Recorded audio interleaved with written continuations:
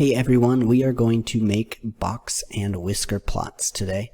So a box and whisker plot represents a data set along a number line by using the least value, so our smallest data point, the greatest value, and the quartiles of the data. A box and whisker plot shows the variability of a data set. So this box here will show us our interquartile range, and obviously the whisker on the very end on both sides shows us the range. So let's take a look at this box and whisker plot showing the heights of roller coasters at an amusement park. So again, remember this on the far left will be the smallest value. So that's the shortest height of a roller coaster. And this one here is the greatest. This will be our first quartile. This will be our median. And this is our third quartile.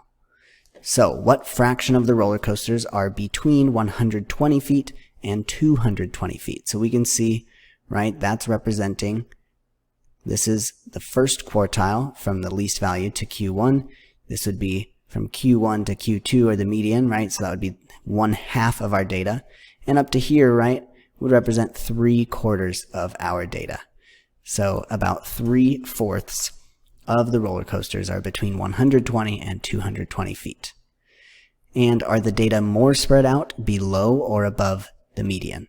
So if we look at this, right, we can see they are actually even above and below the median, right? We have an even number here from 120 to 180 as we do from 180 to 240. We can see that our median is right in the middle of our box here.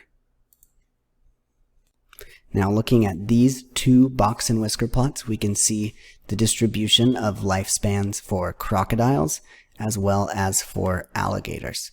And we can tell just looking at this one for alligators that it is a symmetric distribution, right? We have 1/4 of the data is from 40 to 45, the next quarter is from 45 to 50, the next one from 50 to 55, and the last one from 55 to 60.